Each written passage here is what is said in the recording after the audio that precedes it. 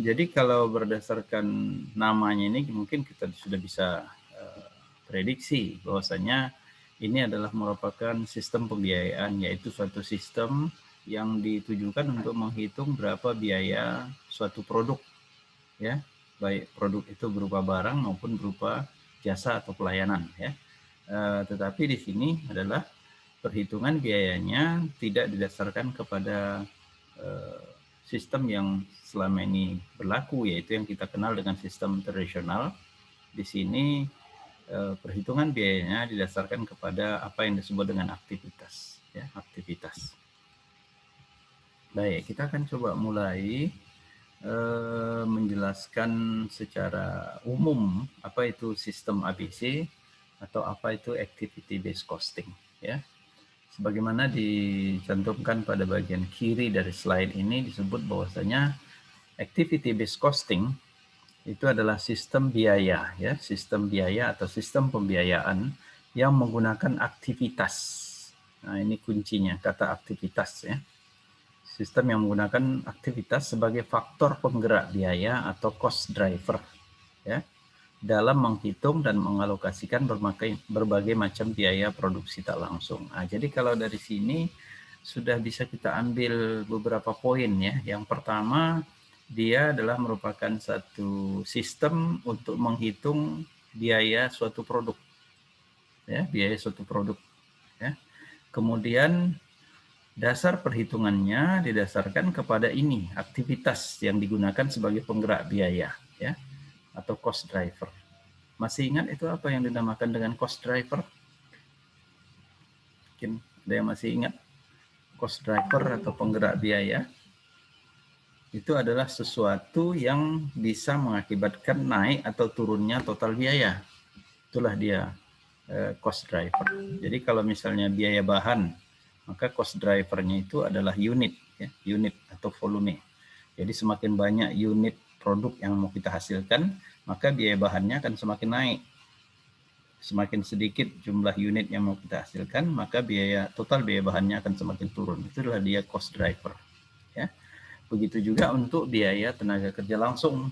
Nah, itu biasanya yang menjadi cost drivernya adalah jam tenaga kerja langsung. Semakin banyak jam kerja kita pergunakan, semakin banyak jam kerja dari pekerja itu kita pakai, maka akan semakin tinggi biaya upah langsungnya. Semakin sedikit, maka akan semakin turun total biaya upah langsungnya, ya. Lalu di sistem ABC ini, kalau kita lihat dari kata-kata terakhir yang ditunjukkan dalam kalimat itu, mengalokasikan berbagai macam biaya produksi tak langsung. Jadi jelas sistem ini hanya diberlakukan untuk biaya-biaya produksi tidak langsung atau overhead. Jadi dengan kata lain, bagaimana dalam sistem tradisional yang ada selama ini pemberlakuan atau treatment terhadap biaya bahan langsung dan biaya upah langsung itu tidak diganggu, tidak berubah.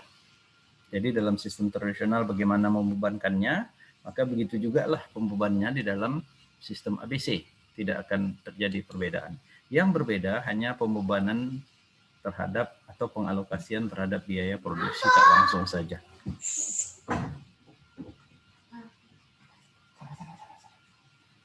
Jadi hanya berlaku untuk biaya produksi tidak langsung saja, ya, atau biaya overhead. Jadi ini sebetulnya boleh dikatakan tidak terlalu sulit, ya, karena kita hanya membuat perlakuan yang berbeda terhadap biaya produksi tak langsung, ya. Kalau dilihat dari total, ya mungkin biaya produksi tak langsung ini mungkin kecil pada kondisi industri tertentu, pada kondisi perusahaan yang lain mungkin saja besar.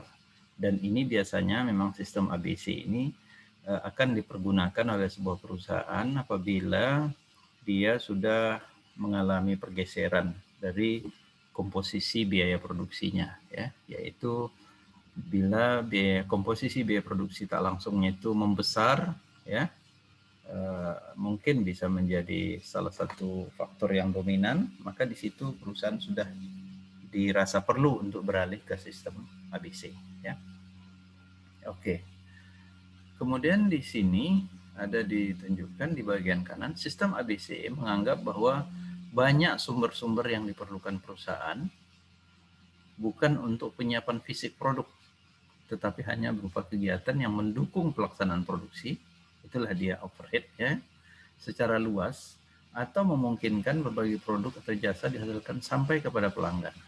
Nah, jadi di sini ABC mengatakan tidak semua biaya-biaya produksi tak langsung itu ada kaitannya dengan penyiapan produk. Ya, mungkin tidak ada kaitannya, tetapi itu masuk ke dalam pembebanan. Tetapi banyak pula biaya-biaya yang tidak dimasukkan oleh perusahaan selama ini dalam prakteknya sebagai biaya produksi tak langsung, tetapi biaya itu berperan terhadap produk. Bagaimana supaya produk itu bisa sampai kepada pelanggan. Karena kalau menurut sistem ABC ini, boleh dikatakan suatu produk itu walaupun dia dihasilkan tidak ada manfaatnya kalau dia tidak disampaikan kepada pelanggan. Jadi dengan demikian dalam sistem ABC seolah-olah biaya produk itu adalah biaya mulai dari produk itu dibuat sampai dengan produk itu sampai ke tangan konsumen, seperti itu ya, itu anggapannya. Ini nanti mungkin dalam penjelasan lebih lanjut akan lebih jelas. Lalu di sini ada apa namanya, ada satu ungkapan ya, bahwa sistem ABC adalah metode perhitungan biaya yang didesain ya untuk menyediakan informasi biaya bagi para manajer. Ini juga merupakan kunci ya bagi para manajer. Jadi dengan kata lain, hasil perhitungan biaya atau hasil perhitungan harga pokok produk berdasarkan ABC itu bukan ditujukan untuk pihak eksternal, tapi hanya untuk pihak manajer, untuk pihak internal saja. Itu makanya sistem ABC ini tidak akan pernah dipelajari pada mata kuliah akuntansi yang berkaitan dengan akuntansi keuangan. Ya, di intermediate, di advanced accounting itu tidak akan pernah dipelajari.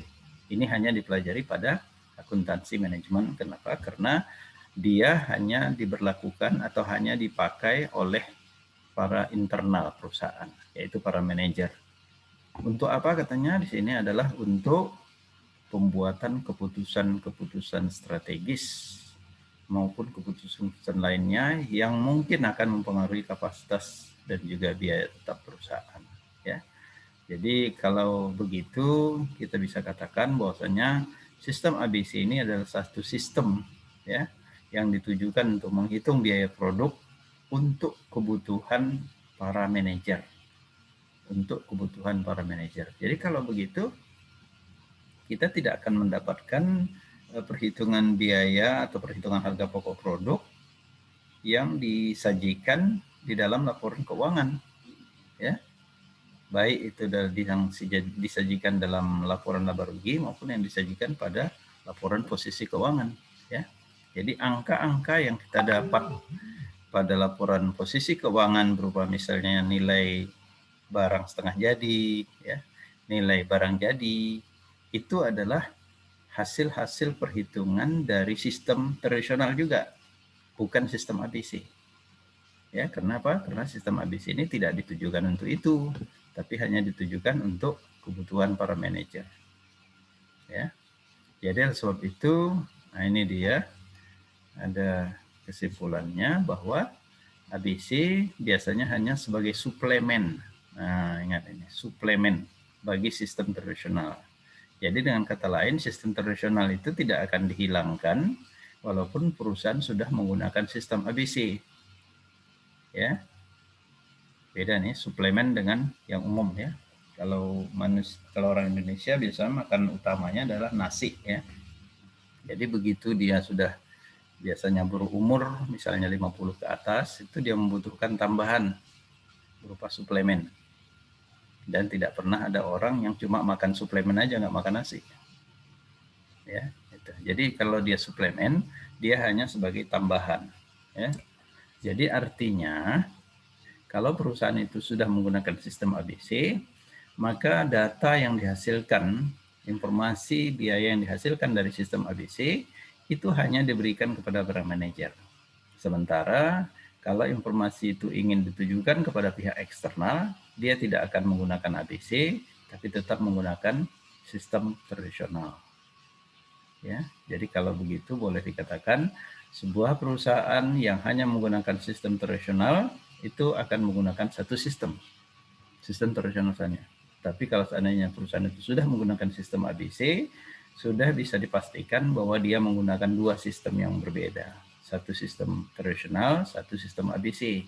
Sistem ABC-nya menghasilkan informasi yang hanya dipakai untuk para manajer, sementara sistem tradisionalnya itu dipakai untuk pelaporan kepada pihak eksternal. Dan tentunya kalau perusahaan sudah menggunakan sistem ABC, mungkin dia akan sepenuhnya menggunakan sistem ABC, lalu untuk menyusun laporan keuangan ke sistem tradisional itu akan dilakukan apa yang disebut dengan rekonsiliasi, ya, rekonsiliasi antara sistem ABC dan sistem tradisional. Ya. Baik, saya kira itu mungkin sebagai pengantar. Jadi yang jelasnya sistem ABC itu adalah satu sistem yang dipakai untuk menyusun atau untuk menghitung biaya atau harga pokok dari satu produk, ya, baik produk itu berupa barang maupun jasa. Kemudian perbedaan perhitungannya hanya berlaku untuk biaya overhead saja, ya. Untuk biaya bahan langsung dan upah langsung tidak berbeda. Kemudian hasil akhir daripada sistem ABC itu bukan ditujukan kepada pihak eksternal, tapi hanya ditujukan kepada pihak manajer atau pihak internal. Ya. Dan posisi sistem ABC dalam sebuah perusahaan itu adalah hanya sebagai suplemen, ya, hanya penambah. Kenapa? Karena biasanya manajer dalam membuat keputusan itu kalau dia hanya berdasarkan sistem tradisional sangat terbatas keputusan-keputusan yang bisa dibuatnya. Tetapi dengan menggunakan sistem ABC banyak sekali keputusan strategis yang akan bisa dibuat oleh pihak manajer. Makanya memang sangat dirasakan kebutuhan dari sistem ABC itu. Baik, saya kira cukup jelas ya. Tapi begitupun kalau memang di awal-awalnya ada yang mau ditanyakan, silakan kalau ada. Kalau tak ada ya kita lanjut.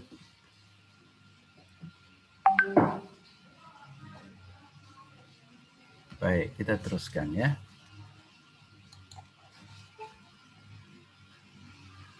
Ya. Ada beberapa kondisi tertentu yang membuat sistem ABC itu menjadi sesuatu kebutuhan, ya, akan menjadi suatu kebutuhan, yaitu sebagai akibat adanya berbagai perubahan yang terjadi, ya, di lingkungan bisnis maupun di lingkungan produksi. Jadi di lingkungan bisnis terjadi perubahan-perubahan, ya. Lalu di lingkungan produksi juga terjadi perubahan-perubahan, terutama kemajuan teknologi itu yang membuat perubahan di di sistem di lingkungan produksi itu mengalami perubahan.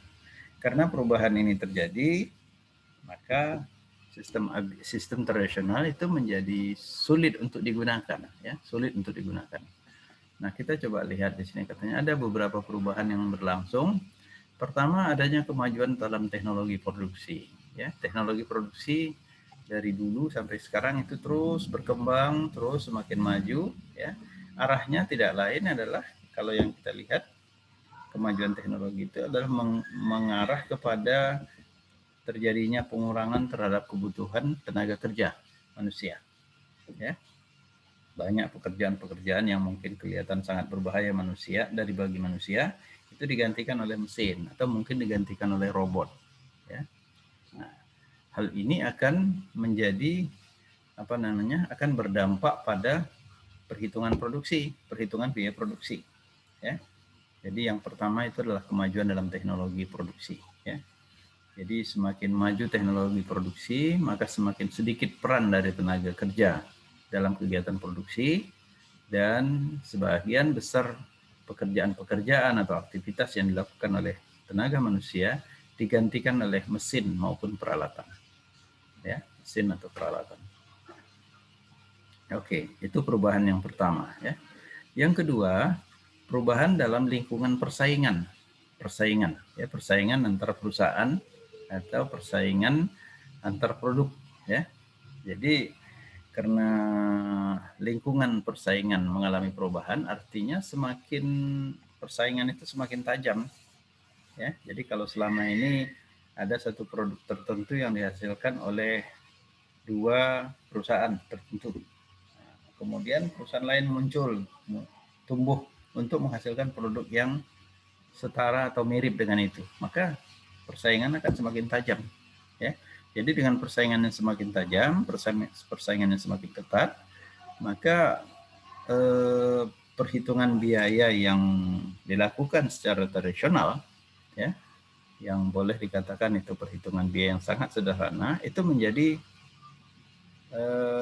kurang akurat, ya, kurang akurat, dan akhirnya menyulitkan bagi manajemen untuk mengambil langkah-langkah atau kebijakan-kebijakan tertentu untuk memenangkan persaingan.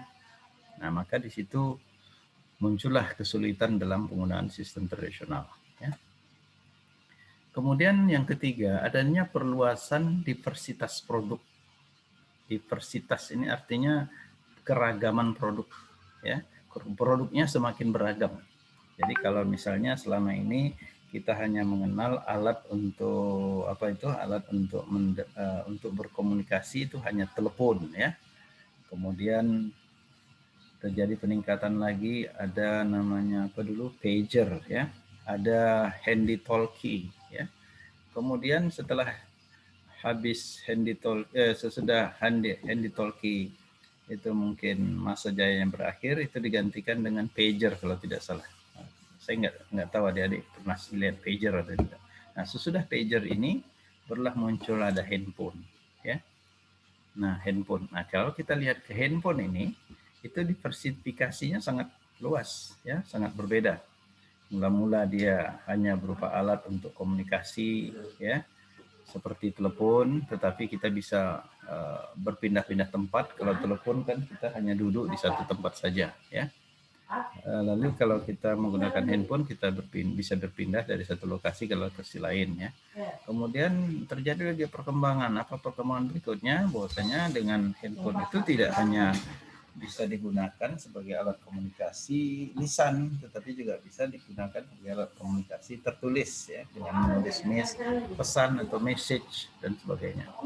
Kemudian terjadi lagi diversifikasi di handphone ini, tidak hanya sebagai alat komunikasi untuk bicara, untuk menulis, tapi juga untuk mengirim foto, untuk berbagai tujuan lain. Sehingga walaupun namanya handphone, tapi diversifikasinya banyak, ya. Fiturnya ditambah, kemudian bisa sebagai alat foto, bisa alat perekam, bisa jadi alat untuk membuat video dan sebagainya. Banyak sekali, ya. Jadi diversitasnya itu semakin luas, ya. Nah, itu yang membuat juga sistem perhitungan biaya yang tradisional menjadi sulit untuk digunakan. Ya, itu perubahan ketiga. Kemudian perubahan yang keempat itu adalah katanya ini adalah sebagai dampak dari poin 1, 2, dan 3 tadi.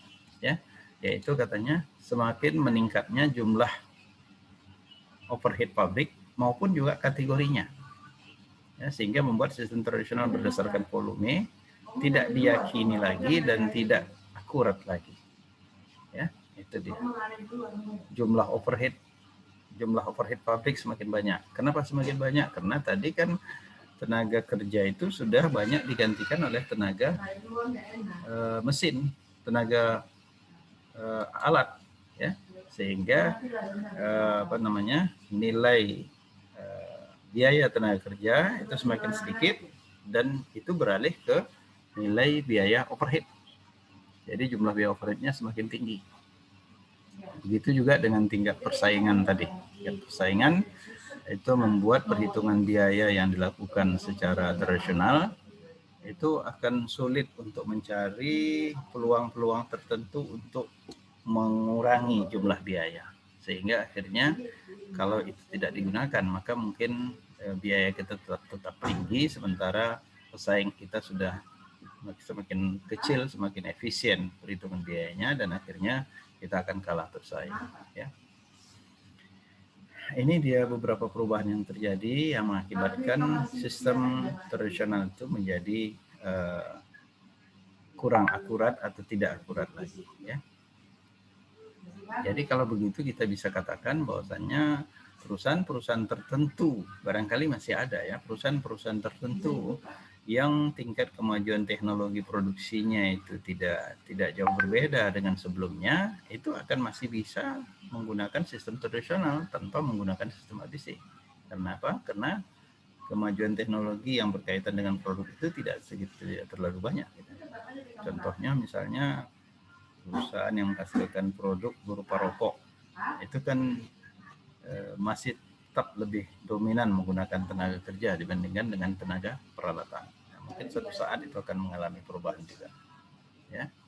Kemudian jasa pelayanan hotel misalnya, itu kan lebih banyak menggunakan tenaga manusia karena memberikan pelayanan. Itu juga mungkin bisa. Tetapi belakangan ini juga sudah terjadi perubahan. Ya. Saya pernah lihat belum, tapi waktu mendengar di sebuah seminar, seseorang yang melakukan riset dia orang Thailand, dia melakukan riset di Hong Kong ya tentang jasa hotel.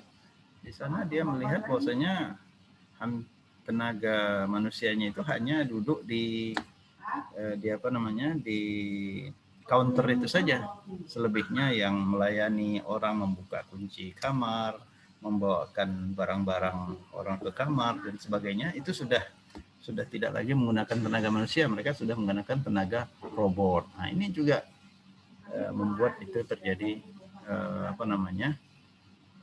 kebutuhan untuk menggunakan sistem yang lain di luar dari sistem tradisional. Ya. Oke. Baik. Kemudian kita lihat lebih lanjut, ya. Sistem tradisional itu adalah sistem yang didasarkan kepada volume, ya. Sistem biaya tradisional berdasarkan volume, ya, dapat memberikan informasi biaya yang cukup akurat bila operasi memiliki ciri-ciri sebagai berikut. Ini yang tadi saya sebutkan, ya. Jadi sistem tradisional itu masih tetap bisa dipakai, masih tetap bisa akurat, masih bisa diandalkan tanpa menggunakan sistem ABC kalau operasi perusahaan itu seperti ini. Pertama katanya produk atau jasanya hanya beberapa dan amat mirip. Nah, jadi kalau misalnya produk yang dihasilkan itu hanya 2 macam atau hanya 3 macam, antara produk satu dengan produk lain itu tidak jauh beda, maka kondisi itu masih memungkinkan perusahaan tidak perlu menggunakan sistem ABC. Kemudian yang kedua, biaya overhead-nya relatif lebih rendah. Nah, kalau jumlah biaya overhead-nya lebih rendah, ya mungkin tidak ada masalah. Ya. Kenapa? Karena kalau dia relatif lebih rendah, maka kalau ada pembebanan atau alokasi terhadap biaya overhead ini yang sedikit melenceng, ya, itu tidak terlalu masalah sekali karena jumlah biayanya relatif rendah. Tapi kalau jumlah biayanya sudah membekak tinggi, misalnya mencapai 40-50% dari total biaya produksi, maka itu akan membuat sedikit penyimpangan, itu akan sangat besar dampaknya terhadap perhitungan. Ya. Yang ketiga, kalau proses konversi untuk semua produk atau jasa homogen.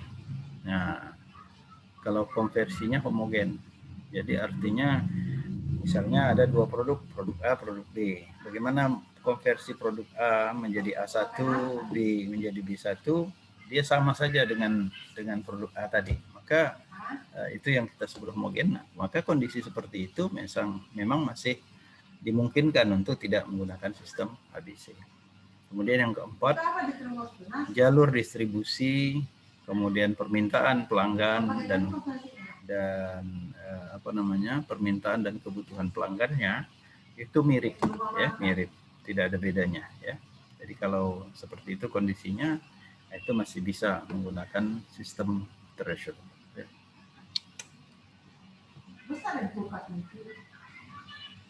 Baik. Ini beberapa dasar pertimbangan, ya, yang menunjukkan di mana sebetulnya titik kelemahan sistem tradisional itu, ya.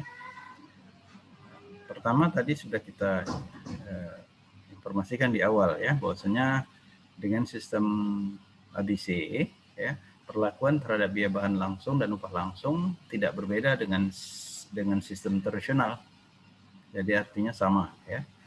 Bagaimana pembebanan biaya bahan langsung dan upah langsung? Masih ada yang ingat itu pada sistem tradisional?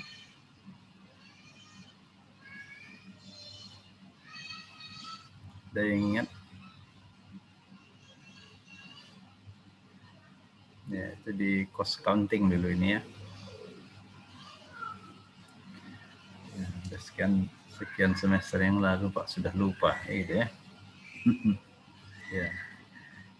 Oke, perlakuan terhadap biaya bahan langsung dan upah langsung pada sistem tradisional dengan ADC sama, yaitu pembebanannya didasarkan kepada penelusuran langsung ya. Penelusuran langsung. Jadi artinya kita telusuri aja langsung produknya ada berapa yang siap. Nah, lalu standar untuk menghasilkan produk itu berapa per unit. Berapa unit bahan langsung untuk menghasilkan satu produk jadi. Jadi kita menelusuri itu saja. Jadi tidak ada masalah ya.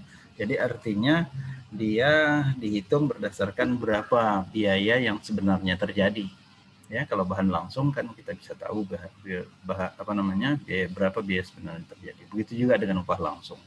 Jadi dia dilakukan secara penelusuran langsung atau tracing ya, tracing. Tetapi untuk overhead kan tidak seperti itu. Mungkin masih ingat kalau overhead dia tidak ditelusuri langsung, dia tidak di tracing, tetapi dia dialokasikan ya, dialokasikan. Nah, kalau dia dialokasikan tentu kita tidak akan begitu teliti seperti penelusuran ya. Nah, jadi di sini pada sistem ABC dia hanya berbeda perlakuan terhadap biaya tidak langsung ya. Sedangkan bahan langsung, upah langsung itu sama. Jadi perlakuan terhadap biaya tak langsung itu yang berbeda. Nah, bagaimana nanti perlakuannya itu kita akan lihat ya. Lalu sistem tradisional semua biaya bahan tidak langsung diakumulasikan. Masih ingat kan ini?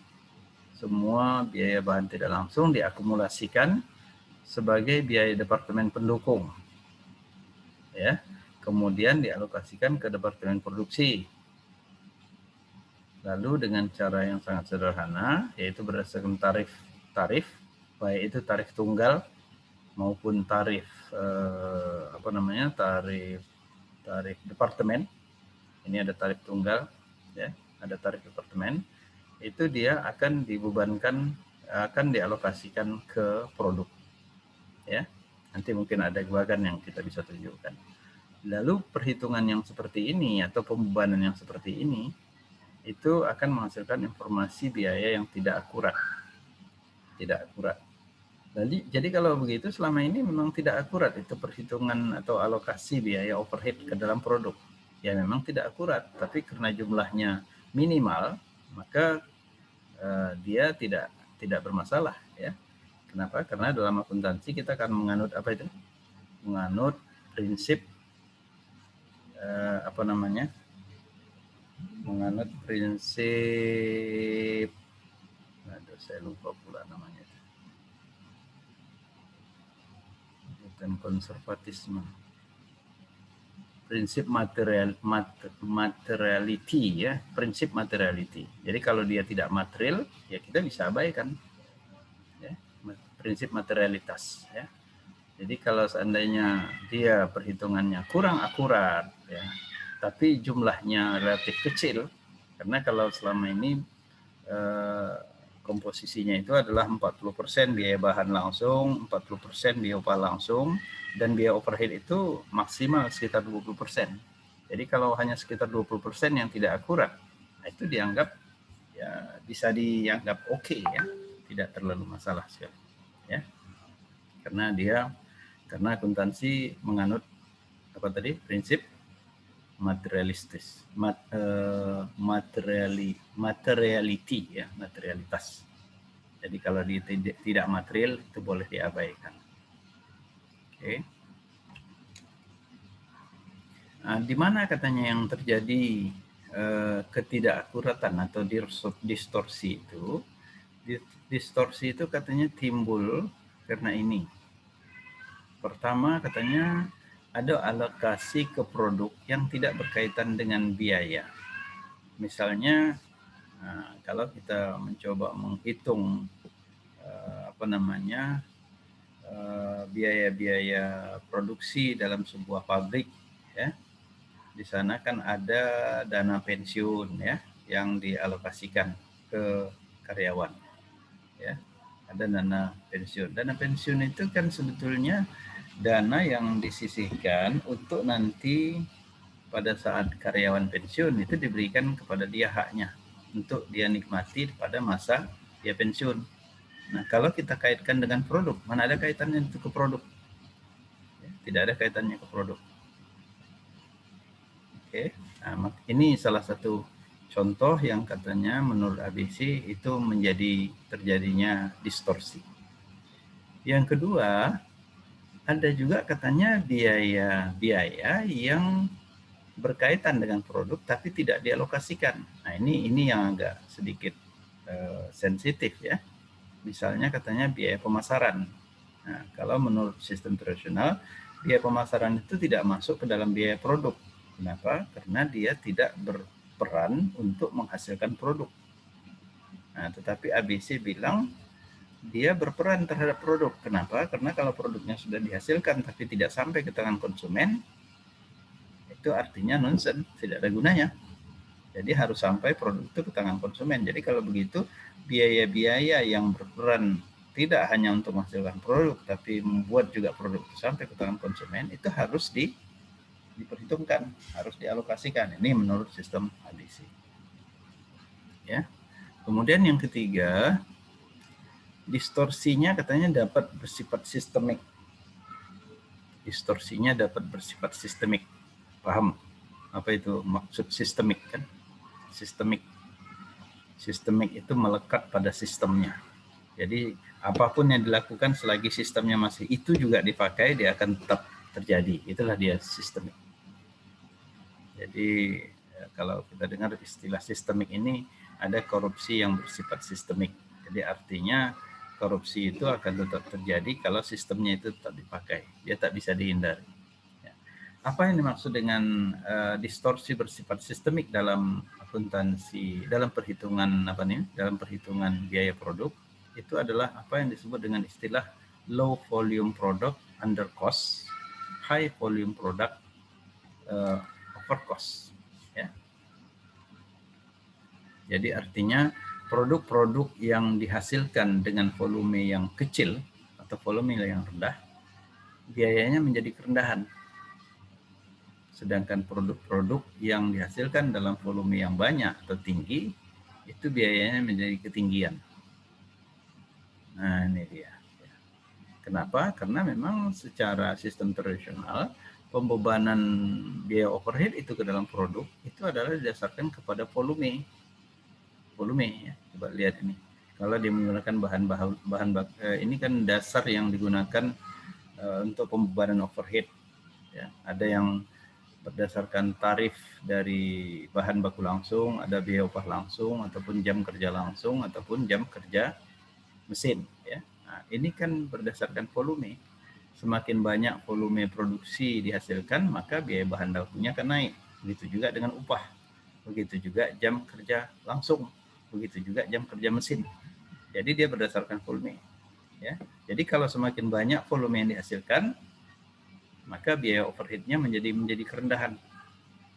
Jadi kalau begitu produk-produk yang volumenya rendah itu seolah-olah biaya produksinya kemurahan. Sedangkan produk-produk yang volumenya banyak itu biaya produksinya menjadi ketinggian. Ketinggian. Mungkin sekedar perbandingan aja di awal, ya, penjelasan di awal saja. Saudara, kita bisa bayangkan sebuah perusahaan mebel, ya, mebel ini mungkin yang paling gampang dibuat sebagai contoh, dan ini sering saya jadikan sebagai contoh untuk membandingkan ini yang low volume product under cost dan high volume product over cost. Ya. Sebuah perusahaan mebel, katakan dia menghasilkan dua jenis meja, satu meja belajar, satu meja makan mewah, ya, meja makan mewah, dua meja yang dihasilkan. Nah, kalau dia menghasilkan meja belajar, itu tentu prosesnya kan sangat sederhana sekali. Tinggal dia ukur panjang lebarnya, kemudian diketam bahan-bahannya supaya rapi, licin, kemudian dipasangkan atau dirakit, dipaku atau apa gitu, kemudian dicat, selesai. Ya, selesai dia. Tetapi kalau seandainya dia ingin menghasilkan sebuah meja makan yang mewah, yang misalnya bentuknya lonjong atau bulat, kemudian kakinya di bawah besar, lantas di tengah-tengahnya itu ada peralatan tertentu yang bisa membuat meja bagian luarnya itu berputar, bagian tengahnya tidak berputar, ya. Kemudian mungkin juga ada supaya dia lebih cantik dan nyaman orang waktu makan menggunakan meja itu, mungkin mejanya juga dipahat dengan gambar-gambar tertentu. Nah, kalau kita bayangkan seperti itu, tentu tentu akan lebih banyak yang dihasilkan itu adalah meja belajarnya dibandingkan dengan meja makannya, meja makan mewah itu. Nah, kalau dia menggunakan sistem tradisional, tentu karena meja belajar yang dihasilkan dalam jumlah banyak, overhead itu akan lebih banyak dibebankan ke dia. Ya, akan lebih banyak dibebankan ke dia daripada ke meja makan mewah tadi. Sehingga akhirnya biaya produksi untuk meja belajar itu menjadi kemahalan. Sedangkan biaya produksi untuk menghasilkan meja makan mewah itu menjadi kemurahan. Nah, ini akan menjadikan problem bagi perusahaan, bagi manajer terutama dalam menentukan berapa harga yang pantas untuk kedua produk tersebut. Ini sekedar contoh aja ya. Baik, itulah yang dimaksud dengan low volume product under cost dan high volume product over cost. Ya. Jadi produk-produk kalau perusahaan menggunakan sistem tradisional, maka produk-produk yang dihasilkan dalam jumlah atau volume yang banyak, dia biayanya akan kerendahan. Kerendahannya itu terkait dengan biaya overhead tentunya ya. Tentu kalau biaya bahan langsung, upah langsung itu tetap dia tidak akan kerendahan, dia akan tetap akurat. Nah, sementara produk-produk yang dihasilkan dalam volume yang yang tinggi, yang banyak, maka dia akan menjadi kemahalan atau overcost. Inilah yang dimaksud dengan low volume products overcost dan high volume product low volume product under cost dan high volume product overcost. Inilah yang kita sebut dengan distorsi yang bersifat sistemik. Jadi dalam arti kata, selama perusahaan itu masih menggunakan sistem tradisional, maka distorsinya itu akan tetap terjadi, akan tetap melekat pada sistemnya. Ya. Itu yang dimaksud dengan sistemik.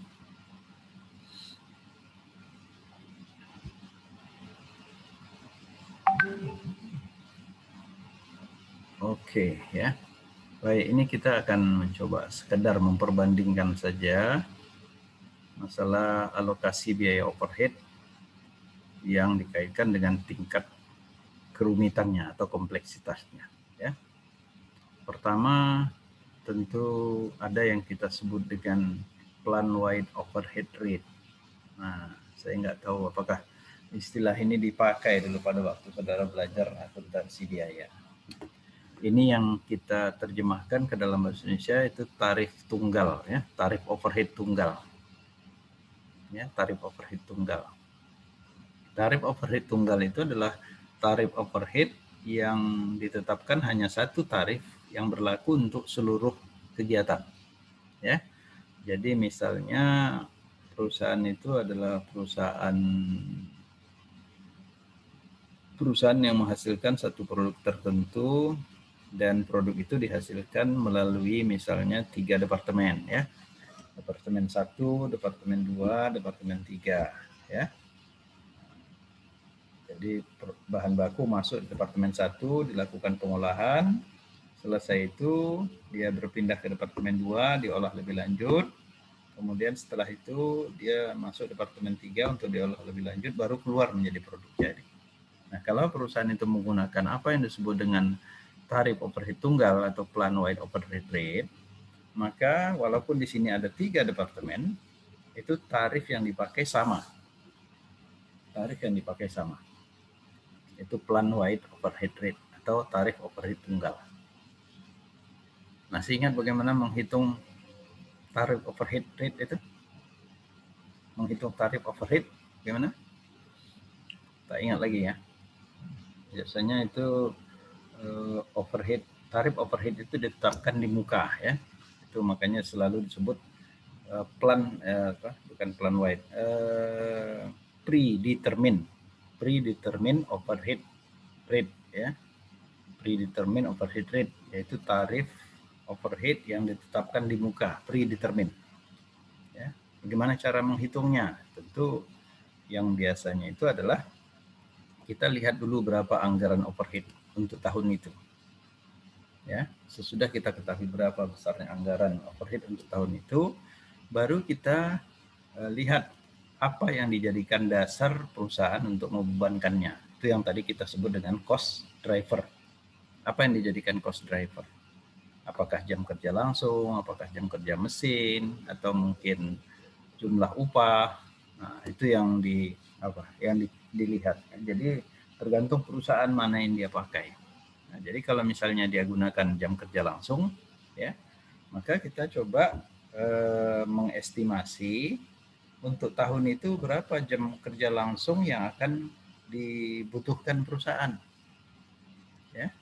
Nah, maka tarifnya itu adalah anggaran biaya overhead tadi dibagi dengan estimasi jam kerja langsung untuk tahun itu.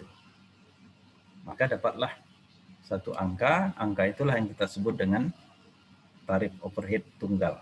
Ya, tarif overhead tunggal. Ini yang kita sebut dengan plan wide overhead. Jadi kalau dilihat dari sini, kita bisa lihat tangganya itu, tingkat kompleksitasnya sederhana ya, mudah menghitungnya. Ya, mudah menghitungnya. Tinggal kita cari berapa jumlah overhead, anggaran overhead, baru kita cari berapa jumlah estimasi cost drivernya, dibagikan, kita dapat dia. Itu yang plan wide overhead rate atau overhead tunggal. Kemudian ada yang lebih kompleks dari situ, yaitu apa yang disebut dengan yang kedua tadi, yaitu tarif overhead per departemen, departmental overhead rate.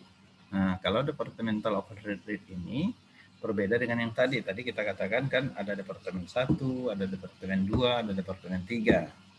Nah, pembebanan overhead untuk ketiga departemen ini sama, ya. Misalnya 10.000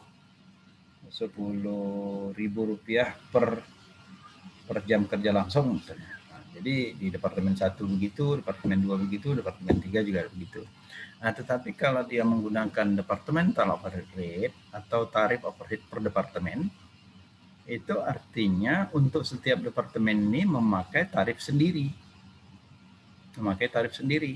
Untuk departemen 1 tarifnya berbeda, tarifnya misalnya 50 per jam kerja langsung, mungkin untuk departemen 2 25 per jam kerja mesin misalnya, yang ketiga mungkin yang lain lagi. Jadi artinya 3 departemen dia akan memiliki 3 tarif berbeda.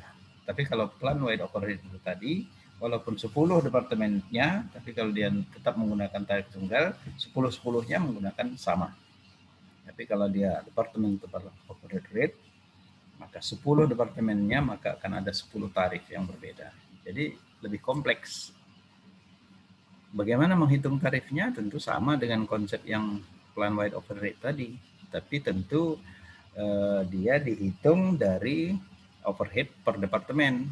Ya, jadi kalau tadi anggaran overhead secara keseluruhan berapa dibagi dengan anggaran apa tadi dengan estimasi cost drivernya berapa, maka dapat overhead tunggal. Tapi kalau dia overhead per departemen, kita lihat dulu berapa anggaran untuk overhead departemen 1. Lalu apa yang dijadikan sebagai cost driver pada departemen 1. Maka dibuatlah estimasi untuk cost driver departemen 1. Maka dibagikanlah anggaran overhead departemen 1 dibagi dengan estimasi cost drivernya. Nah, untuk departemen 2 dilihat lagi berapa anggaran overhead untuk departemen 2. Jadi bukan digabung semua. Jadi dia lebih rumit ya, lebih kompleks. Dan tentu kalau dari sisi ketelitiannya tentu yang overhead per departemen itu lebih teliti daripada overhead yang tunggal. Kemudian yang paling kompleks itu adalah sistem ABC, ya, sistem ABC. Di sistem ABC ini overhead-nya itu dibebankan berdasarkan tarif yang sangat beragam, ya, sangat beragam. Kenapa sangat beragam? Karena dia tidak diakumulasikan seluruh overhead yang ada pada perusahaan itu atau pada departemen tertentu, tetapi masing-masing biaya overhead itu akan dilihat aktivitasnya. Ya, jadi kalau di situ ada 10 jenis overhead, nah ini aktivitasnya apa? Overhead 1, overhead 2 aktivitasnya apa? Overhead 3 aktivitasnya apa? Jadi nanti pembebanannya didasarkan kepada aktivitas tersebut. Ya, jadi bukan berdasarkan cost driver yang tadi kita perkenalkan di tarif tunggal dan tarif per departemen. Jadi misalnya jam kerja langsung, jam kerja mesin dan sebagainya. Tetapi dia didasarkan kepada aktivitas. Jadi boleh dikatakan kalau dia overhead tunggal maka hanya ada satu tarif, ya kan, untuk seluruh perusahaan. Tapi kalau dia menggunakan tarif per departemen, maka di sana akan ada tarif sebanyak departemen yang ada. Kalau 5 departemennya ya 5 tarifnya, kalau 10 ya 10, kalau 2 departemennya ya 2 saja. Tapi kalau dia berdasarkan activity based costing, mungkin saja untuk setiap departemen itu akan ada 5 tarif, ya, karena mungkin di situ ada 5 aktivitas yang berbeda. Nah, jadi akan semakin rumit, ya, akan semakin rumit. Ini dari sisi kerumitan dalam memperbandingkan sistem tradisional dan sistem ABC. Ya. Nah, ini dia plan wide overhead tadi yang biasanya katanya perusahaan cenderung memakai upah langsung sebagai dasar alokasi overhead sebagai cost driver, ya, karena biaya upah langsung dan biaya overhead sangat berkorelasi. Itu yang terjadi selama ini. Tapi kalau dia per departemen, ini dia. Jadi mungkin departemen finish ada sendiri, finishing ada sendiri, painting ada sendiri, shipping ada sendiri. Ya. Jadi mereka pakai tarif masing-masing. Ya. Banyak perusahaan katanya memiliki sistem di mana masing-masing departemen punya tarif overhead sendiri-sendiri. Ini adalah tarif per departemen. Ya.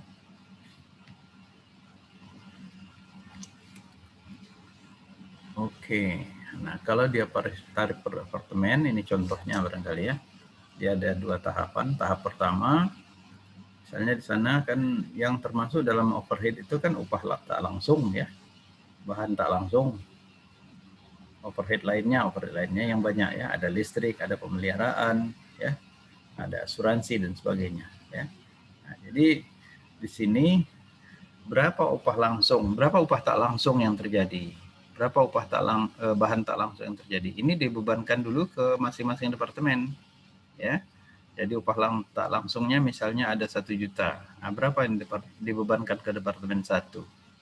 Berapa ke departemen 2? Berapa ke departemen 3? Tentu pembebanannya itu didasarkan kepada mungkin perbandingan jumlah tenaga kerja yang dipakai, ya, misalnya. Nah, begitu juga dengan upah bahan tak langsung, itu juga dialokasikan dulu, ya. Kemudian overhead lainnya juga demikian. Berapa yang harus dibebankan ke departemen 1, departemen 2, dan departemen 3. Jadi dengan demikian yang menjadi pool biayanya atau tempat pengumpulan biayanya itu adalah departemen. Departemen yang menjadi tempat pengumpulan biayanya. Ya. Jadi seluruh upah tak langsung itu dikumpulkan di departemen 1, ya, yang terkait dengan itu, ya. Bahan tak langsung juga dikumpulkan di situ. Overhead lainnya juga di situ. Nah, begitu juga dengan departemen 2 dan 3. Ya.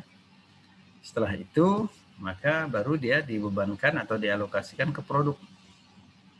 Ya, dialokasikan ke produk.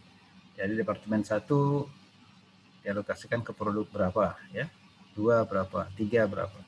Dan bagaimana cara pengalokasian ke produknya, itu katanya didasarkan kepada dasar alokasi departemen ya. Jadi kalau dia tadi hanya menggunakan tarif tunggal ya, maka upah langsung, bahan tak langsung, dan upah lainnya ini dikumpul jadi satu aja. Dikumpul jadi satu, langsung dibebankan ke produk.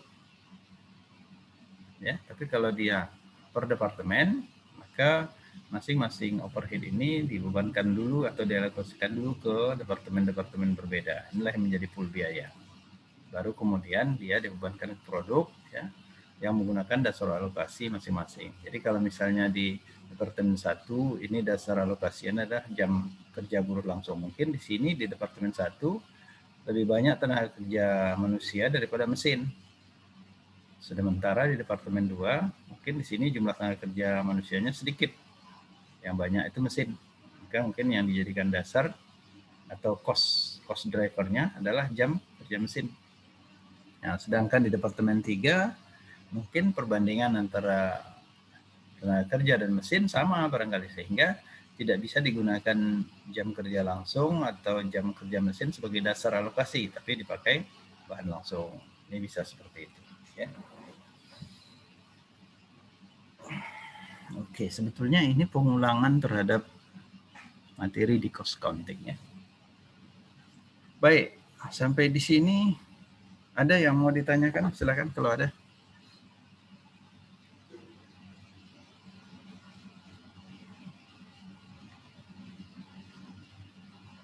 Ya, ya mudah-mudahan tidak ada, karena ini sebagian besar materinya terkait dengan cost counting sebetulnya ya.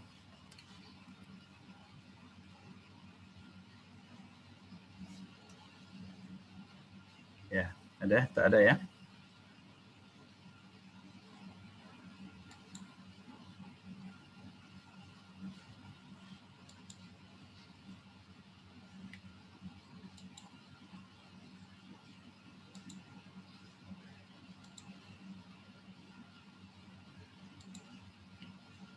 Ya.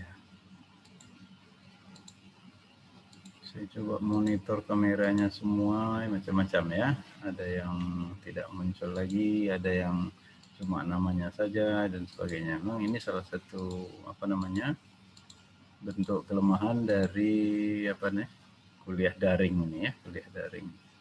Walaupun kalau ditanya saya, misalnya dibuat survei, apakah mana yang lebih Bapak suka, kuliah daring atau kuliah offline? Ya, saya lebih cenderung memilih daring karena bebas kan kita melakukannya dimanapun kita berada ya, tidak mesti terikat. Yang jelasnya walaupun biaya pulsanya naik, tapi biaya transportasi yang begitu besar jadi menurun sekali ya. Dan kita tidak terikat sekali kepada waktu ya. Tapi memang salah satu kelemahannya ini ya, kita tidak bisa monitor seluruh peserta ya. Mungkin ada yang tidur, ada yang segala macam lah, itu terserah masing-masing ya. Jadi cuma saya pikir karena udah mahasiswa semua ya, tentu ya tak perlulah hal-hal yang seperti itu diperbincangkan ya. Oke, kalau tidak ada pertanyaan kita lanjut. Yang tak ada ya. Ya, kita lanjutkan. Ini mungkin sebetulnya sudah kita singgung-singgung di sana sini tadi, tapi dari segi bagannya mungkin perlu ditunjukkan perbandingan antara sistem ABC dan sistem tradisional ya. Ingat, ini adalah jenis-jenis biaya pada biaya overhead ya. Misalnya tadi kita coba lihat sederhana saja, ini biaya bahan tidak langsung, upah tidak langsung mungkin ya. Overhead yang lain itu yang banyak sekali ya. Ada pemeliharaan, ada penerimaan dan sebagainya ya. Nah, ini tadi ya, itu akan dialokasikan atau dibebankan ke pusat biaya produksi ya. Yang menjadi pusat tadi adalah departemen ya, departemen. Oke. Kemudian Dari situ baru dia dialokasikan ke produk, ya, dialokasikan ke produk. Nah, mungkin berdasarkan jam kerja langsung, ya. Jadi kalau kita lihat di sini bahan langsung dan upah langsung itu langsung saja dibebankan ke produk menurut apa tadi penelusurannya, ya, menurut penelusurannya. Begitu juga dengan upah langsung ini menurut penelusurannya. Sementara kalau overhead dia tidak bisa ditelusuri, tapi dia harus dialokasikan dengan tahapan. Pertama itu dialokasikan dulu ke pusat biaya produksi, yaitu departemen-departemen, baru kemudian dari departemen dialokasikan ke produk, ya, dibebankan ke produk. Inilah dia sistem tradisional tadi. Oke, bisa jam kerja langsung, bisa jam kerja mesin dasarnya, ya. Sementara pada sistem ABC, ya, pada sistem ABC kita bisa lihat di sini, ya, ini biaya-biaya overhead-nya, ya. Tadi di sini kita bilang bahan tak langsung, upah tak langsung, dan overhead lainnya. Itu dia biaya overhead-nya. Kemudian dia juga akan dialokasikan pada tahap pertama, ya. Pengalokasiannya juga pada tahap pertama ini adalah dialokasikan kemana? Ke pusat apa tadi? Pusat aktivitas jadinya, ya. Kalau tadi kan dia full biaya departemen, ya. Jadi tadi di sini departemen. Jadi masing-masing biaya overhead ini dialokasikan dulu ke aktivitas-aktivitas, bukan ke departemen. Jadi walaupun di sana ada departemen A, departemen B, departemen C, tapi dia tidak dialokasikan ke departemen A, B, dan C, tetapi dialokasikan kepada aktivitas yang ada. Jadi departemen A itu aktivitas apa saja yang ada, departemen B aktivitas apa saja yang ada, C juga aktivitas apa saja yang ada. Jadi dia tidak dialokasikan ke departemen, tapi ke aktivitas. Nah, sesudah ke aktivitas, baru kemudian nanti dia dialokasikan ke produk. Nah, tapi di sini dalam sistem ABC itu tidak langsung disebut produk, tapi disebut dengan objek biaya. Kenapa? Karena dalam sistem ABC yang disebut dengan objek biaya itu bisa produk, bisa bukan produk, jasa, atau mungkin juga pelanggan, ya, pelanggan. Tapi kalau dalam sistem tradisional yang menjadi objek biaya itu hanya produk, tidak ada yang lain, ya. Jadi di sini disebut dengan objek biaya. Jadi aktivitas itu adalah aktivitas penggerak biaya, ya. Dan kalau dia bahan langsung dan upah langsung, coba lihat pembebanannya sama seperti yang dilakukan pada sistem tradisional tadi, ya. Dia langsung ditrasir atau ditelusuri ke produk, ya, ditelusuri ke objek biaya. Sementara untuk overhead-nya saja yang berbeda, di mana dia pertama dialokasikan dulu atau dibebankan dulu ke aktivitas, baru kemudian aktivitas itu dibebankan ke objek biaya, ya. Jadi di sini katanya pembebanannya adalah berdasarkan aktivitas penggerak biaya. Jadi dengan kata lain, kalau ada produk yang membutuhkan aktivitas lebih banyak, maka dia yang akan menerima alokasi lebih besar, ya. Sementara produk yang membutuhkan hanya aktivitasnya sedikit, maka dia akan menerima alokasi yang lebih sedikit. Nah, seperti yang tadi kita contohkan antara meja belajar dengan meja makan, ya. Meja belajar itu aktivitasnya sedikit, paling dia hanya mengukur, memotong, kemudian mengetam, lalu merakit, udah jadi, mengecat. Sementara kalau dia mesin apa tadi, meja makan mewah, itu banyak sekali aktivitas yang dibutuhkan.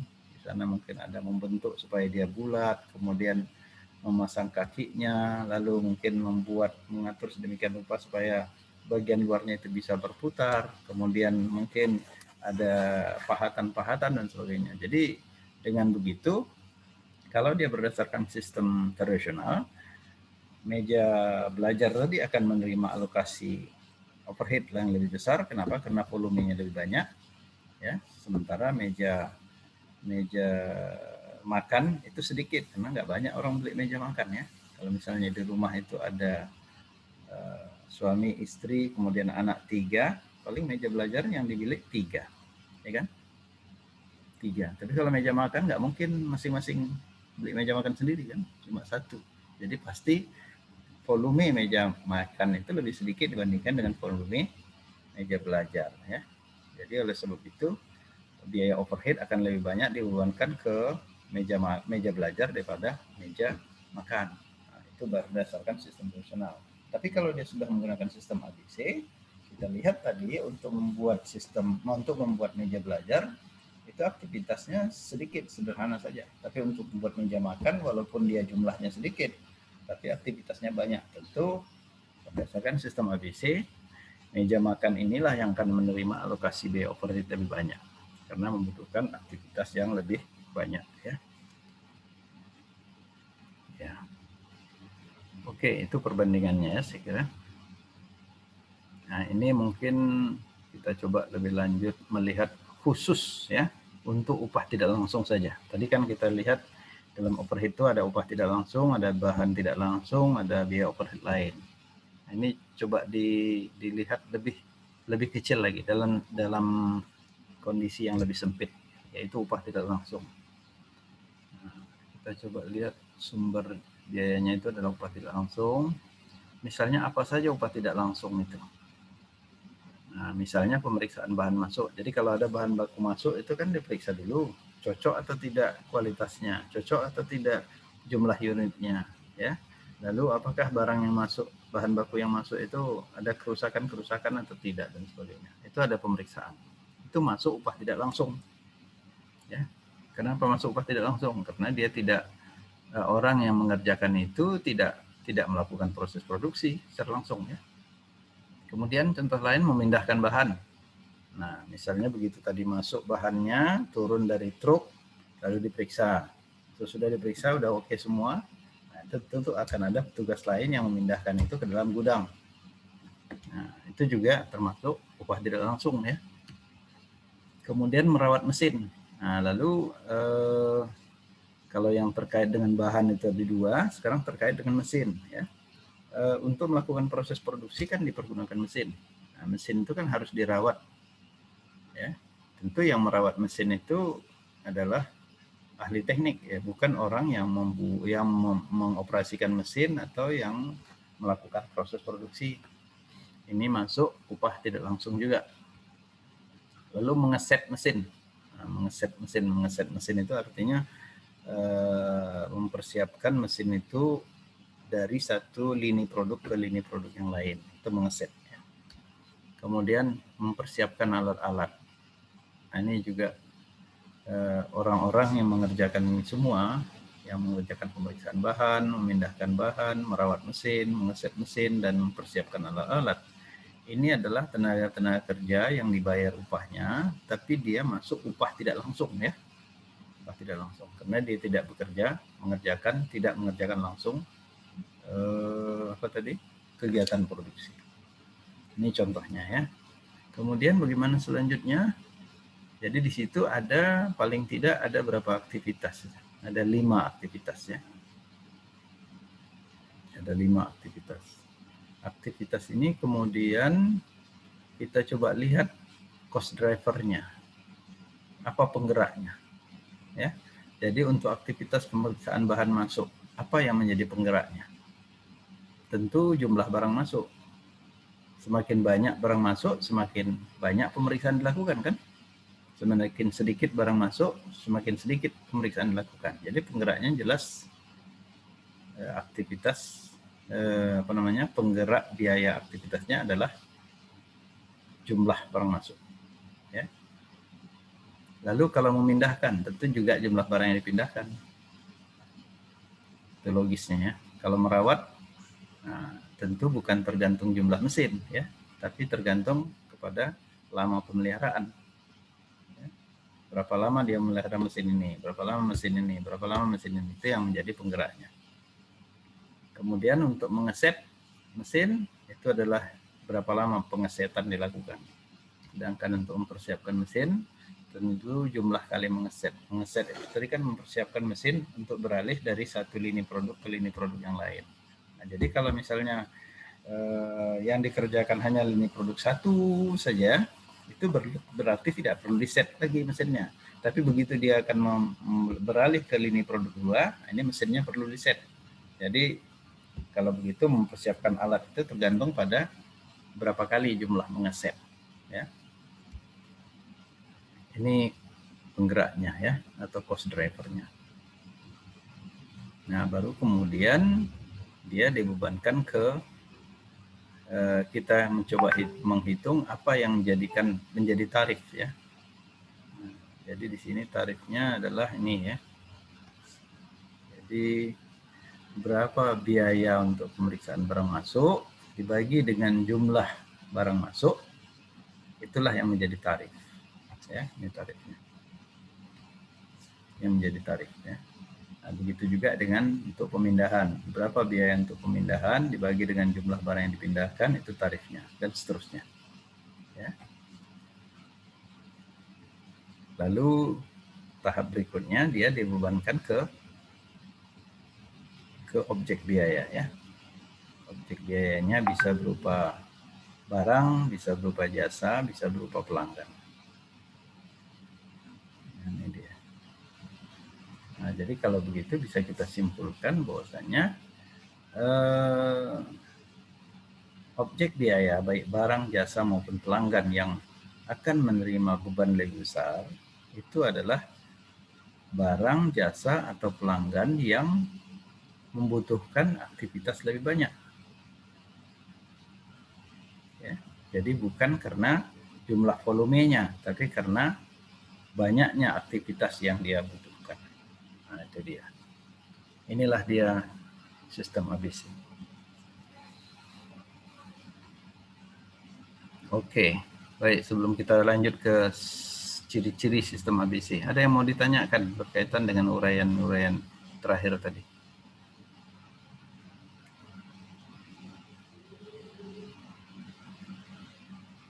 Ya. Baik, sepertinya aman-aman aja ya. Oke, ciri-ciri sistem ABC ini mungkin hanya sekedar tambahan uraian saja ya.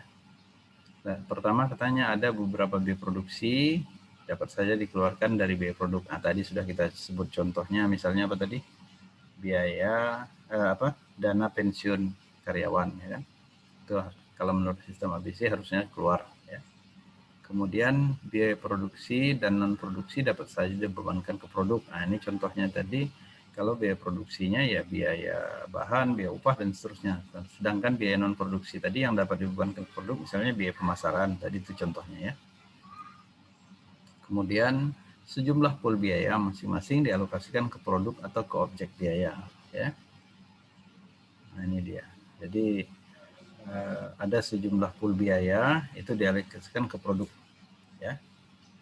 Kemudian tarif overhead didasarkan pada kapasitas aktivitas. Ya, jadi didasarkan kepada aktivitas tarifnya, bukan berdasarkan jam volume ya.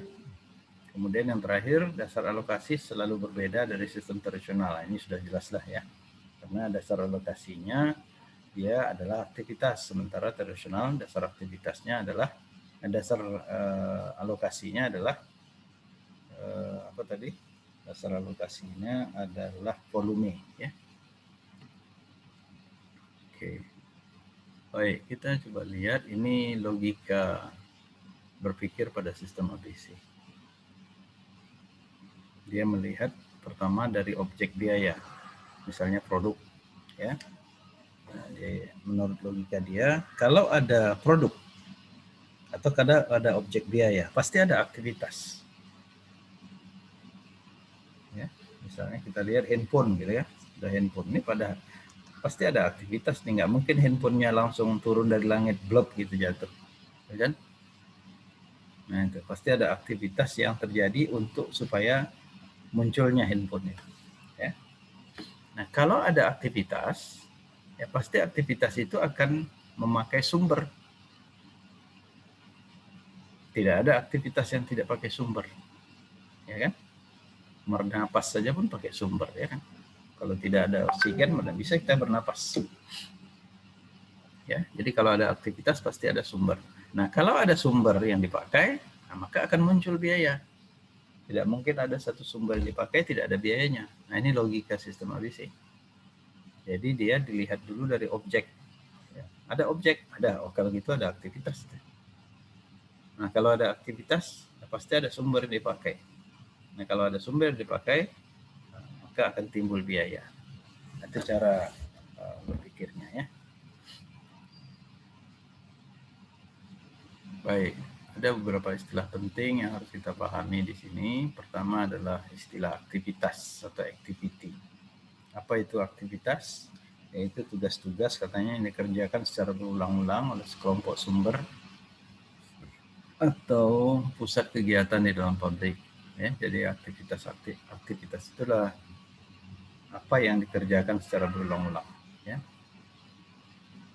Misalnya tadi kalau ada barang masuk, ya tentu aktivitas yang harus dilakukan adalah menghitung, ya kan, memeriksa dan mengecek kondisinya baik atau tidak. Ya, itu adalah begitu nanti ada barang masuk gitu lagi, itu adalah barang masuk gitu lagi. Itu namanya aktivitas berulang-ulang dilakukan. Lalu ada pool biaya, tempat pengumpulan biaya. Pool ini kan tempat pengumpulan ya. Wadah untuk mengumpulkan item-item biaya menjadi satu kelompok biaya sejenis ya. Jadi tentu yang digabungkan itu yang sejenis. Macam saudara lihat kalau ada pool kendaraan ya, itu tak mungkin ALS campur sama PNTOH campur sama apa namanya, sama Melati dan sebagainya ya. Berarti kalau pool PNTOH ya PNTOH aja sih itu semua ya. Jadi itu yang sejenis ya, menjadi kelompok biaya sejenis tertentu. Lalu penggerak biaya, ini sudah tahu ya, sesuatu yang dapat mengakibatkan naik turunnya biaya. Ya, itu dia. Oke, ini beberapa istilah yang akan kita gunakan. Jadi sebetulnya kalau kita menggunakan sistem tradisional, cost driver ini sudah kita tahu ya. Begitu juga dengan cost pool sudah kita tahu. Yang berbeda di sini hanya activity-nya ini saja. Kalau dalam sistem tradisional kita tidak mengenal activity, ya, kita tidak mengenal activity. Yang kita kenal hanya cost pool dan cost driver. Dalam sistem tradisional cost drivernya itu biasanya volume, ya, volume. Baik itu berupa jam kerja langsung, ya, jam kerja mesin dan sebagainya. Sedangkan cost pool-nya itu adalah apa tadi? Departemen ya, departemen. Jadi misalnya di sana ada biaya bahan tidak langsung, ada upah tidak langsung, ada pemeliharaan, ada perawatan dan sebagainya, itu dikumpulkan ke departemen 1. Berapa yang departemen 2, berapa yang departemen 3 dan seterusnya. Ya, tapi aktivitas tidak kita kenal dalam sistem tradisional. Oke. Baik, sekarang saya kira kita akan masuk saja ke pendesainan sistem ABC. Jadi kenapa langsung masuk ke desain sistem ABC? Karena kelihatannya untuk menjelaskan bagaimana perhitungan biaya dalam sistem ABC itu harus lewat tahapan desain ini, ya. Nanti baru kita akan bisa lihat sama-sama. Oke. Di sini ada 6 tahapan ya kalau kita perhatikan sampai selesai, yaitu sampai ke penyusunan laporan. Tahap pertama yaitu mengidentifikasi dan mendefinisikan aktivitas dan pool aktivitas. Jadi kita harus tahu dulu aktivitas apa saja yang ada di sana. Ya. Lalu kita harus definisikan aktivitas itu. Mendefinisikan itu dalam arti kata kita sudah tahu ini aktivitasnya ini, 1 ini, 2 ini, 3 ini, 4 ini dan seterusnya. Yang dimaksudkan dengan mendefinisikan aktivitas di situ adalah menetapkan level dari aktivitas itu. Nanti kita akan bisa lihat ada aktivitas level unit, ada level bat dan seterusnya. Ya. Kemudian menetapkan juga pool aktivitas. Jadi kalau ada sejumlah aktivitas yang sama, yang mirip, itu kita gabung jadi satu pool ya. Bila mungkin katanya coba ditelusuri biaya ke aktivitas dan objek biayanya. Nah, kalau memang bisa ditelusuri itu, telusuri aja.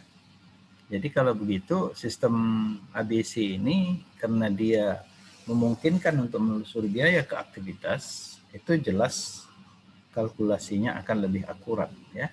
Karena pada sistem tradisional biaya bahan langsung dan biaya upah langsung itu pembebanannya dilakukan secara penelusuran, sedangkan overhead secara alokasi.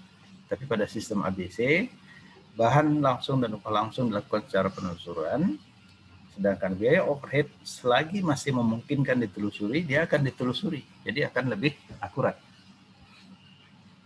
Yang ketiga, membebankan biaya ke pool biaya aktivitas.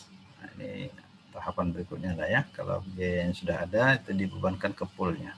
Lalu menghitung tarif aktivitas. Yang kelima, membebankan biaya ke objek biaya. Baru yang terakhir, menyiapkan laporan manajemen. Inilah 6 tahapan itu, dan kita akan coba lihat setiap tahapan itu dengan sekaligus contohnya ya. Iya. Pertama, kita mengidentifikasi dan mendefinisikan aktivitas dan pool aktivitas ya. Jadi aktivitas adalah satu bagian dari proses produksi untuk mana manajemen akan memisahkan pelaporan atas biaya dari aktivitas terkait ya. Nah, jadi kalau berdasarkan aktivitas-aktivitas yang ada di dalam sebuah perusahaan, ya, dalam kegiatan proses produksi, maka kita bisa membagi aktivitas-aktivitas itu ke dalam beberapa level atau beberapa tingkatan. Ya. Nah, pertama ada yang kita sebut dengan aktivitas tingkat unit, kemudian di atasnya ada aktivitas tingkat batch. Unit dengan batch, mana bedanya? Kalau unit satu saja unitnya, tapi kalau batch dia beberapa unit, kumpulan dari beberapa unit. Ya, jadi kalau saudara pergi ke toko buah, lalu saudara beli rambutan, ya kan? Rambutan itu satu biji rambutan itu unit, ya kan? Tapi kalau saudara nggak bisa beli satu biji, ya, biasanya beli satu ikat.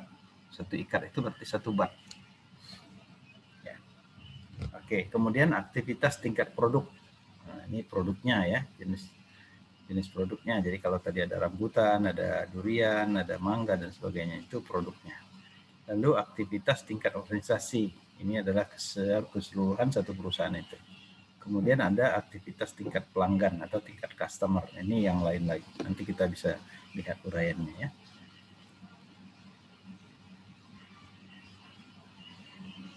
Ya.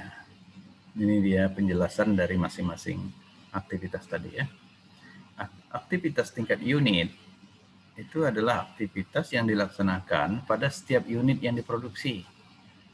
Jadi untuk setiap unit yang diproduksi kita butuhkan satu aktivitas. Dan biayanya tentu berbanding proporsional dengan jumlah unit yang diproduksi. Nah, kalau ada aktivitas tingkat unit, ini sebetulnya sama dengan volume. Ya, sama dengan volume. Jadi semakin banyak unit yang dihasilkan, maka semakin banyak aktivitas yang dibutuhkan. Contohnya di sini mungkin nih contoh yang sederhana sekali, memasang kancing. Memasang kancing. Kalau misalnya tentu saudara nggak usah bayangkan tukang jahit ya, tapi bayangkan itu sebuah perusahaan garment ya, perusahaan yang menghasilkan pakaian jadi. Misalnya baju, celana ya, yang diproduksi dalam jumlah banyak, dan biasanya dia tidak pakai ukuran badan itu ya, tapi ukuran standar, yaitu ada M, ada S, ada M, ada L, ada XL, dan ada double XL kalau nggak salah ya. Mungkin kalau yang lebih besar lagi saya nggak tahu apa ukurannya itu. Ya. Nah, cobalah kalau kita coba bayangkan memasang kancing. Ya, misalnya baju sudah selesai bajunya dijahit, dipasangkan kancingnya. Bisa nggak perusahaan itu memasang kancing itu sekaligus 5 baju satu kali pasang? Bisa? Ya, saya kira nggak bisa ya. Pasti per baju dia masangnya. Kalau seandainya dua baju sekali pasang kancingnya, ya bisa bajunya lengket semua, ya kan? Harus dipasang dia satu-satu. Jadi itu berarti pemasangan kancing itu adalah aktivitas tingkat unit. Ya. Jadi untuk satu baju berapa menit masang kancingnya, tergantung ya. Kancingnya berapa kalau baju? Mungkin 5 ya. 5 atau 6 gitu ya. Nah, jadi pemasangan kancingnya itu adalah tingkat unit aktivitas memasang kancing. Ya. Lalu jenis yang kedua tadi adalah aktivitas tingkat bed. Bed ini adalah satu bed itu lebih dari satu unit. Ya. Nah, dilaksanakan pada bed yang ditangani atau diproduksi dengan mengabaikan berapa unit yang ada dalam setiap bed. Misalnya pemindahan barang, ya. Mungkin saja kalau barangnya besar ya satu sekali pindah. Tapi kalau kita hubungkan dengan apa ini, dengan misalnya pasang kancing tadi, itu adalah pada perusahaan apa tadi? Garment, perusahaan yang menghasilkan pakaian jadi. Misalnya baju, ya kan? Baju. Tadi kan baju yang kita buatkan itu kan bukan sesuai dengan ukuran badan, tapi menurut ukuran standar. Misalnya ukuran S atau ukuran M gitu ya. Nah, coba kalau kita bayangkan kegiatan memotong kain. Apakah mungkin di perusahaan garment itu memotong ukuran S itu selembar-selembar dipotong? Saya kira tidak. Kalau begitu pola bajunya itu sudah dibuat, maka pola itu dipakaikan untuk itu misalnya ukuran S, polanya itu sudah diterapkan dicocokkan ke sejumlah kain, kemudian dipotong. Nah, pemotongan itu mungkin sudah pakai mesin, dan mungkin sekali potong mesin itu bisa 4, bisa 5, mungkin bisa 10 lembar sekali potong. Nah, berarti kalau dia misalnya 10 lembar sekali potong, maka kegiatan pemotongan kain itu adalah tingkat bat. Ya, tingkat bat. Ya, saya kira bisa dibayangkan ya. Nah, begitu sudah dipotong, sudah dijahit. Ya, jahit pinggir misalnya, jahit pinggir dulu. Kalau jahit pinggir pun kelihatannya itu juga tidak bisa merupakan tingkat aktivitas bat ya, tapi tingkat unit. Karena kalau misalnya dua baju sekaligus dibuat jahit pinggirnya, lengket bajunya semua. Ya. Oke. Kemudian aktivitas tingkat produk.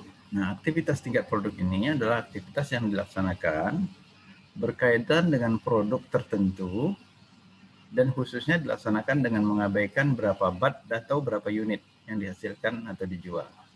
Misalnya desain produk. Nah, misalnya dalam pakaian tadi membuat pola untuk pakaian. Misalnya pola untuk ukuran S, pola untuk ukuran M, pola untuk ukuran L dan seterusnya. Itu kan tidak mungkin setiap mau membuat pakaian ukuran S dibuat lagi polanya. Asal buat aja polanya. Asal mau dihasilkan buat lagi polanya. Tentu polanya itu sekali dibuat itu dipakai untuk produk itu. Nah, ini yang disebut dengan aktivitas tingkat produk. Ya, aktivitas tingkat produk. Kemudian aktivitas tingkat pelanggan, ini adalah aktivitas yang dilaksanakan berkaitan dengan pelanggan. Misalnya menelepon pelanggan ya, sales call, atau mengirimkan katalog kepada pelanggan. Atau kegiatan teknis pendukung lainnya. Misalnya ada produk baru ya, kita coba telepon pelanggan kita. Bapak, Ibu, Bapak sudah sekian tahun jadi pelanggan kami. Tahun ini kami ada produksi produk baru yang begini. Nah, mungkin dia bilang, oke, saya tertarik itu. Cobalah tunjukkan kemari, datang klien. Nah, datang mengantarkan, menunjukkan sampelnya. Nah, itu adalah kegiatan-kegiatan yang dalam kaitan untuk meningkatkan keinginan membeli dari pelanggan. Ya. Nah, itu aktivitas seperti itu masuk aktivitas tingkat pelanggan. Lalu yang terakhir itu adalah aktivitas tingkat organisasi, yaitu aktivitas yang dilaksanakan yang tidak ada kaitannya dengan pelanggan yang dilayani, tidak ada kaitannya dengan produk yang dihasilkan, ya, dan juga tidak ada kaitan dengan bat atau unit. Jadi kegiatan dalam perusahaan itu, misalnya apa? Misalnya aktivitas pengamanan oleh satpam. Ya, jadi satpam yang bertugas itu kan tidak untuk mengamankan produk, tidak untuk mengamankan sejumlah produk atau bat atau untuk pelanggan, tapi kan mengamankan seluruh kepentingan perusahaan itu. Jadi itu namanya aktivitas tingkat organisasi. Ya. Baik, saya kira cukup jelas ya beda antara kelima kategori cost driver. Ya. Nah, jadi tahap pertama kita mencoba mengidentifikasi dulu. Jadi artinya perusahaan harus memastikan dulu ada apa aktivitas yang terkait dalam perusahaan yang ada hubungannya atau yang menimbulkan biaya overhead. Apa aktivitas yang ada? Ada aktivitas ini, aktivitas 1, 2, 3, 4, 5 dan seterusnya. Lalu dicoba didefinisikan aktivitas ini. Ini masuk aktivitas apa ini? Unit, bat, dan seterusnya. Ya. Baru kemudian kita coba buat pool aktivitasnya. Jadi misalnya tadi ada aktivitas 1, 2, 3, 4, 5 ya. Lalu aktivitas 1 dengan aktivitas 3 itu terkait, dengan aktivitas 5 terkait dan sama. Nah, ini digabung jadi satu sehingga dia menjadi pool aktivitas. Tapi kalau ada aktivitas sendiri yang tidak ada kaitan dengan yang lain-lain, maka di pool itu dia sendiri. Ya. Jadi pool biaya aktivitas adalah wadah yang mengakumulasikan semua biaya yang berhubungan dengan aktivitas tunggal. Aktivitas tunggal. Ya. Jadi kalau aktivitas yang mirip dan saling terkait itu digabung mungkin menjadi satu, sehingga dia menjadi satu pool. Ya. Ukuran aktivitas itu adalah dasar alokasi dalam sistem ABC. Jadi kita akan melihat ukuran aktivitas itu. Itulah yang nanti menjadi dasar pengalokasiannya. Saya nggak tahu ini apakah kita sempat mengejar contoh ini ya. Karena waktu kita tinggal sekitar 15 menit lagi untuk sampai ke jam 10 ya. Karena tadi kita janjikan jam 10 itu kita akan lakukan kuis ya, dan beralih ke Google Classroom. Tapi nggak apa-apa, kita lihat aja dulu sampai seberapa yang sempat ya. Oke, ini kita coba mengambil satu contoh pada sebuah perusahaan yang namanya Classic Brass. Ya, Classic Brass ini sebuah perusahaan yang menghasilkan satu produk tertentu. Produknya, saya tidak salah apa ini ya. Produknya itu berupa ini alat-alat untuk camping, ya, alat untuk camping, Classic Brass. Nanti kita akan coba lihat ke sana, ya. Jadi kita coba telusuri kasus yang ada pada Classic Brass ini untuk melakukan desain mulai dari identifikasi aktivitas, tahap kedua apa, tahap ketiga apa, dan seterusnya. Kita coba lihat dulu yang sempat ya. Di sini katanya perusahaan itu selama ini sudah menggunakan sistem tradisional, tetapi mereka mencoba ingin menggunakan sistem yang lain, yaitu sistem berdasarkan aktivitas. Nah, berdasarkan itu mereka sudah mencoba membentuk sebuah tim. Lalu hasil pekerjaan tim itu yang akan kita lihat di sini ya. Hasil pekerjaan tim menunjukkan bahwasanya pool biaya aktivitas di Classic Brass itu ini ada 5 pool di sini ya. Ada pool order pelanggan namanya, yang mereka sebut namanya order pool pelanggan. Yang menjadi ukuran atau yang menjadi penggerak biayanya adalah jumlah order. Ya, jadi untuk aktivitas order pelanggan, semakin banyak order maka semakin tinggi biayanya. Kemudian aktivitas desain produk. Nah, ini aktivitas untuk mendesain. Ya. Jadi tergantung pada jumlah desain. Kalau semakin banyak yang desain, maka semakin tinggi biayanya. Kemudian ada skala order. Skala order ini artinya besar kecilnya ordernya. Ya. Banyak nggak ordernya. Ya. Ada yang mungkin mengorder 5, ada yang mengorder 1, ada yang mengorder 10, dan seterusnya. Ini penggerak biayanya adalah jam kerja mesin. Ya. Lalu hubungan pelanggan. Nah, ini adalah tergantung kepada berapa banyak jumlah pelanggan yang aktif. Karena pelanggan yang aktif ini saja yang dihubungi perusahaan tentunya. Yang tak aktif tentu tak dihubungi kan. Lalu yang lain-lain. Nah, ini mungkin ada di luar 4 aktivitas ini yang aktivitas berbeda-beda, tapi mungkin sedikit-sedikit dan tidak terlalu besar jumlah biayanya, ini digabung aja jadi satu. Nah, jadi dalam sistem audisi pun tidak secara keseluruhan itu aktivitas akan dirinci. Kenapa? Karena kalau dia dirinci semua, mungkin terlalu rumit dan membutuhkan biaya yang sangat besar. Sementara manfaatnya juga tidak terlalu besar ya. Jadi oleh sebab itu untuk biaya-biaya untuk aktivitas-aktivitas yang sedikit-sedikit jarang terjadi, kemudian konsumsi biaya yang juga tidak besar, ini mungkin akan digabungkan jadi satu, masuk dalam kelompok lain-lain ya. Oke. Di sini katanya sudah dicoba tadi diidentifikasi aktivitas dan pool aktivitasnya, maka didapatlah ini tadi ya. Ya, ada 5 tadi ya. Order pelanggan itu apa? Itu katanya membebankan semua biaya dari sumber yang dipakai dalam pengambilan dan pemrosesan order. Jadi kalau ada order dari pelanggan, ya kita coba ambil, kita proses lebih lanjut. Maka kegiatan itu kita sebut dengan kegiatan atau aktivitas order pelanggan. Kemudian ada aktivitas desain produk, yaitu membebankan semua biaya dari sumber yang dipakai dalam aktivitas mendesain produk. Jadi kalau ada pesan dari pelanggan, udah kita ambil, kita coba lihat, ini kayak mana rupanya yang dia mau. Kita desain lah produk yang diinginkan pelanggan itu. Nah, apakah produk yang dimintanya itu adalah sama dengan produk yang selama ini ada? Kalau ada, tentu tidak diperlukan desain. Tapi kalau misalnya produk yang dimintanya yang baru itu belum pernah dibuat oleh perusahaan selama ini, atau berbeda sekali, ya perlu dilakukan desain.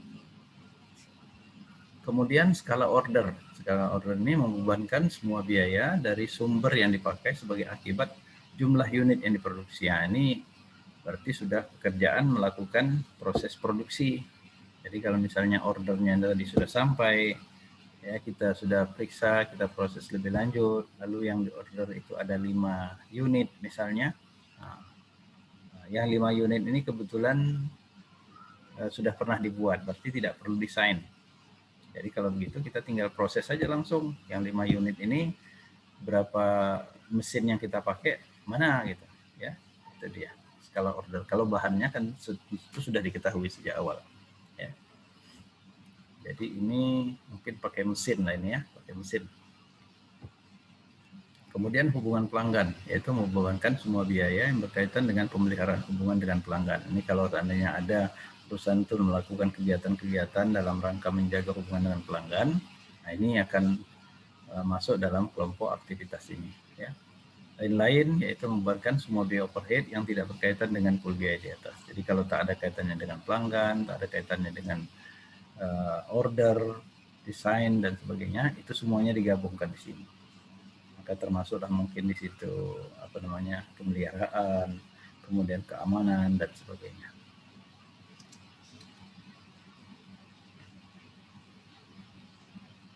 Oke. Baik, langkah kedua tadi katanya adalah menelusuri biaya overhead. Ya, menelusuri biaya overhead. Dan kalau mungkin katanya coba telusuri itu ke aktivitasnya langsung. Nah, inilah biaya overhead yang terjadi pada classic brass itu. Jadi rupanya di classic brass itu biaya overhead itu mencakup overhead produksi dan overhead non produksi, dilaporkannya semua. Pokoknya di luar biaya bahan langsung, di luar biaya upah langsung, itu dimasukkannya ke dalam biaya overhead ini semua. Nah, coba kita lihat apa saja biaya overheadnya. Di departemen produksi, di situ ada biaya overhead upah tak langsung, betul ya? Depresiasi peralatan pabrik, utilitas pabrik, dan sewa gedung pabrik.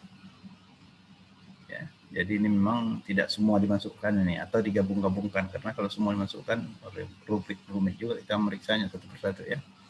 Lalu ada biaya pengiriman. Nah, biaya pengiriman juga masuk dalam biaya operasi biasanya itu ya, biaya pengiriman. Nah, ini katanya kalau biaya pengiriman ini bisa ditelusuri ke order ya, karena biaya kirim itu kan terkait dengan order ya. Kemudian Departemen Administrasi dan Umum, di situ ada gaji dan upah administrasi, ada depresiasi peralatan kantor, ada sewa gedung. Kemudian Departemen Marketing juga ada gaji dan upah pemasaran, beban penjualan, dan seluruhnya itu berjumlah 1.850.000. Inilah seluruh biaya overhead, di situ produksi dan non produksi. Jadi kalau kita coba telusuri yang produksi saja, sebetulnya cuma ini. Inilah biaya overhead produksi ya, 1 juta. Selebihnya ini non produksi. Karena ini adalah biaya administrasi umum, ini adalah biaya pemasaran. Jadi kalau dalam laporan tradisional, yang 1 juta ini akan masuk dalam harga pokok produksi, ya kan? Dalam harga pokok produksi. Nanti waktu menghitung harga pokok penjualan, ya, mungkin di situ barulah masuk biaya pengiriman, kan? Pengiriman. Nah, lalu hasil penjualan dikurangi dengan harga pokok penjualan, dapatlah laba kotor. Laba kotor itu dikurangi dengan beban pemasaran dan beban administrasi, barulah dapat laba bersih. Tapi di sini overhead-nya digabungkannya semua, ya. Tapi kalau yang pasti kita sudah bisa telusuri, overhead produksi itu hanya yang 1 juta. Oke.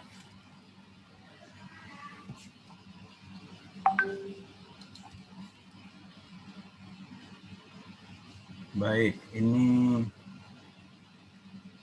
ya saya kira kita cukupkanlah sampai di sini karena waktu sudah 10 kurang 5 ya. Kita akan lanjutkan insya Allah Kamis depan untuk membahas langkah ketiga ini, yaitu membebankan biaya ke pool biaya aktivitas. Ya, oke. Baik, ini kita cukupkan dulu sampai di sini. Demikianlah materi kita pada hari ini. Bila ada hal-hal yang kurang jelas, boleh ditanyakan dan pertanyaan dapat diajukan secara tertulis. Demikian, saya akhiri. Assalamualaikum warahmatullahi wabarakatuh.